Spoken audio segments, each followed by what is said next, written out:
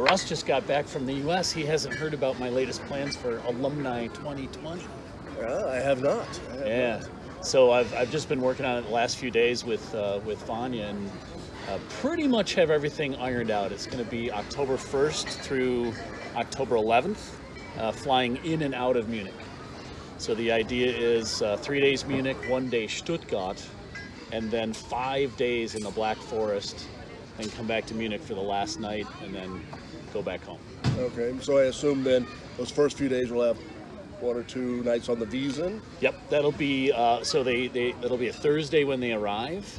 We'll keep that kind of light. I'm thinking probably lunch or dinner at Schneider, and then maybe later night at the Lohhof. They're going to stay there, so it's really close to the airport. And then the next day is the Wiesn. So we have the seats in the ox tent in the balcony up there on Friday. Oh, nice. Yeah. Nice. Then, of course, going to Stuttgart, I always think about the Constanter Wassen. Yeah, so then we'll be there on a Sunday. So a lot of people know that they were making us buy, if you go on a Friday, Saturday, they make you buy 4 liters and a half chicken per person, which then if I have any open seats at all, there's no way we can go through all that. So Sunday, they don't have that restriction, and we were there last year, and Sunday was just as good as Friday, Saturday, so why not do that? Yeah, I think that was fantastic. We'd normally gone on the opening night Friday, which was always fun. Right. And we thought, well, what is Sunday going to be like? But the party rolls on. No They never difference, stop. They never stop. It's amazing. That's what's sort of great about that festival. We were in a different tent. Beer was still really good. Fantastic. Yeah, we got a new hotel that we're going to try in Stuttgart. It's called the V8 Hotel, and it has an automotive theme. It's out in the small town of Böblingen on the south side of Stuttgart.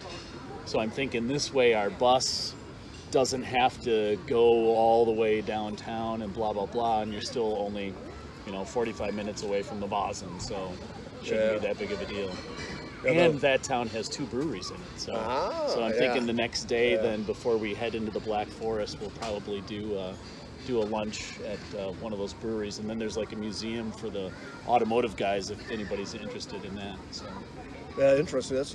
We've done so many automotive museums there, like the Mercedes-Benz Museum, which is fantastic, the Porsche Museum, but another auto museum that we didn't know about, a V8 museum. Exactly. That sounds really cool too. Because this is really where the birth of the automobile took place, with Daimler and all that, so they have a long history there, and that's fantastic. Let's go back one day though, the last day in Munich. So you have the day you land, the Wiesn, and then the Saturday, October 3rd, which is a holiday here in Germany. So reunification day. Yeah, so we haven't set everything quite yet, but what we're hoping to do is Weißwurst down in Böbing, so it's going to be back to Böbing.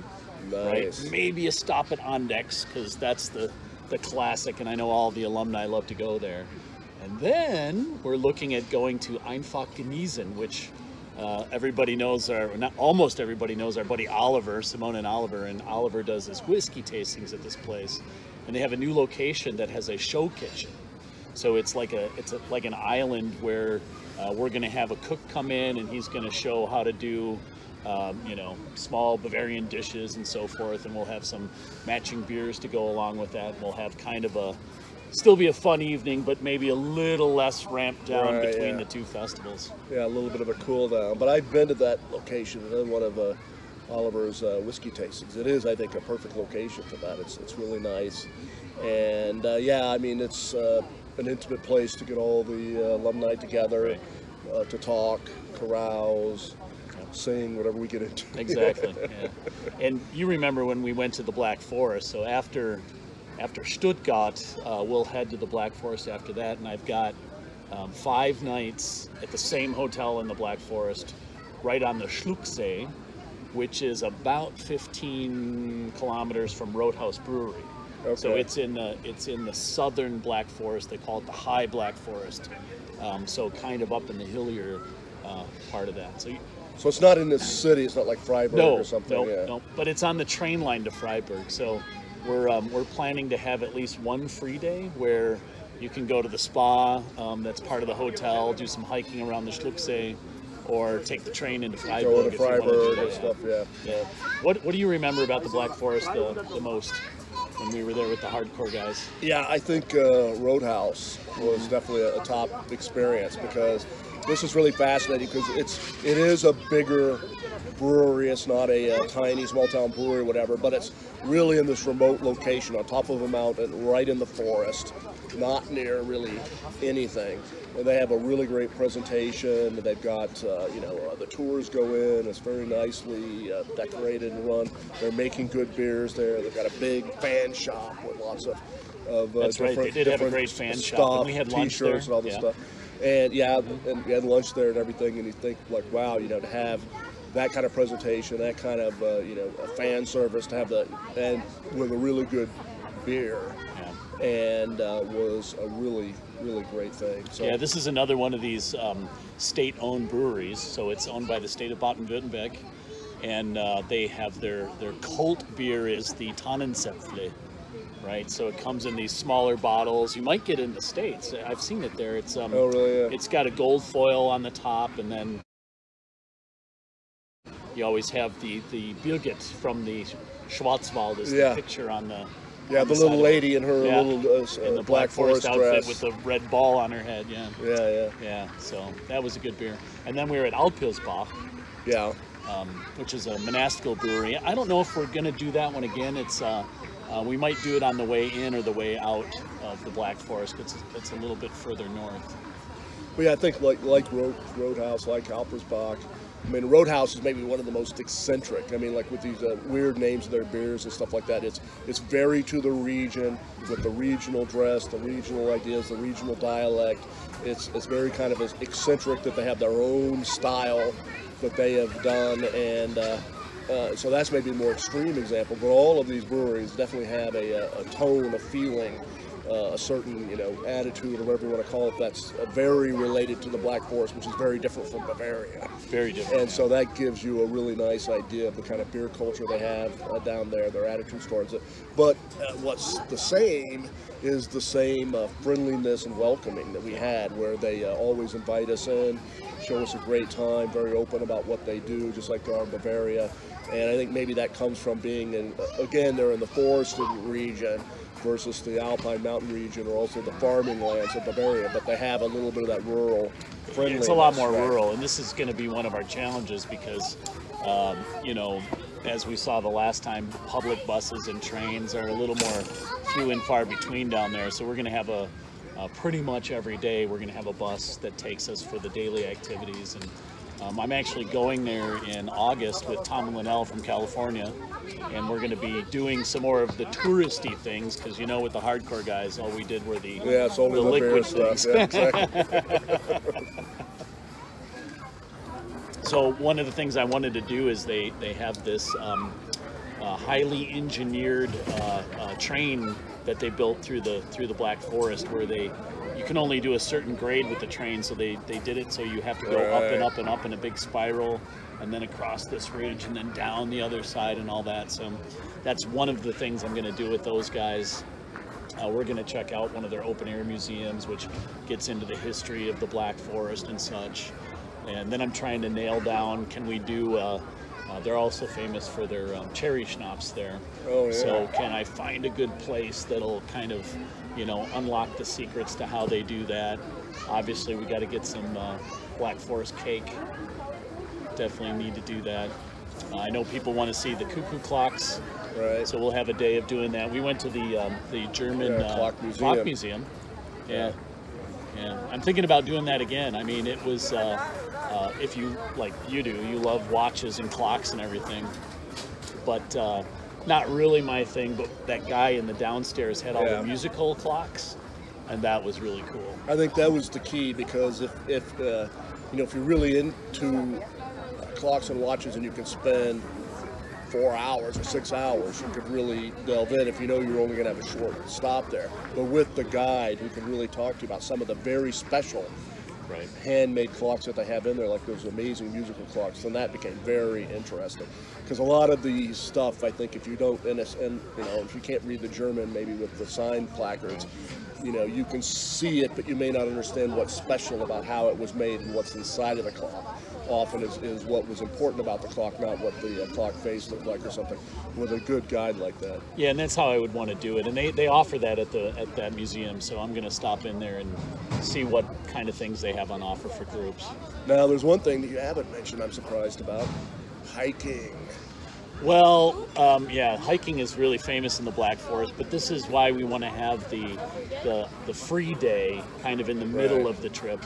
So, you know, you can either just sit down and relax, you can go into the town, into the big city of Freiburg, or you can do some hiking. And I'm going to be mapping out some different routes that would be available directly from the hotel. But there's also a train line right there, so it should be pretty easy to get to some of the other places. Yeah, and this is something, it's not so interesting to me personally. I'm more of the bear guy, but I know in that region this is so famous that to have the opportunity to do a little bit of a hiking and seeing the natural wonder of the region would be really cool. So yeah, and then, you know, we've debated about seeing the city of Freiburg. My opinion, I mean, that's the big town there. yeah, I wasn't so impressed with the town itself and the beer selections. You know, kind of okay, but yeah. I'd put a little bit of a plug in for Freiburg, I'd say, because I would say that the beers over there was a bit disappointed in the flavors and the qualities of the local beers, but the town itself in the city center is pretty vibrant because you have a university there, a lot of tourists come in. It has a pretty attractive old city with a lot of restaurants. And all those little tiny creeks of water that would flow through there, right? Yeah, so you kind of have this, my recollection of it, kind of a jumble, you know, twisted streets, old buildings, bits of city walls, creeks and rivers kind of flowing through, fairly picturesque. There could be some attraction there to see a city like that. I still remember when the thing that seemed interesting to me is they have an old city gate from the city wall with like a McDonald's built into it. So you've got this interesting combination of old and new. You know, you'll never see a more beautiful McDonald's anywhere in the world, I think, right? So, well, so that's the idea of making that an option for people that want to do more of a city experience versus the rural one. But I'm pretty excited about it. And then on the way back from there, then I'm hoping that we stop at Sigmaringen. You remember this place, Zullerhof? Oh, yes. Yeah, that guy treated us really well there. And they have a cool castle. I'm going to be checking that out, see if that's, it looks fantastic from the outside. We'll see if the inside is worth visiting. But the Zullerhof, you might remember, is where Friedrich Müller did his apprenticeship before he moved to the States and started Miller Brewing Company. And these guys have now created a beer called Old Fred that we got to try. It was relatively new when we were there last year, so but they're still producing it, so it was pretty good. I love that story. He sort of can lure you in on that, saying, we had this guy, Friedrich Müller, you know, young man with no real prospects, immigrated to the United States, started up a little brewery, changed his name to Miller. Had to Americanize it. Yeah, it didn't go anywhere. Nobody ever heard about it from him again. You know? But also that brewery is quite unique because it's attached to the Zundap Museum. Yeah, the Zundap Museum. Which, did you know what these were before? I didn't. I had no idea. I had no idea. So basically, these Zundaps are these. Well, they got famous for little motorcycles and scooters and things like that back in the 20s, 30s when the combustion engine was just getting going, I guess.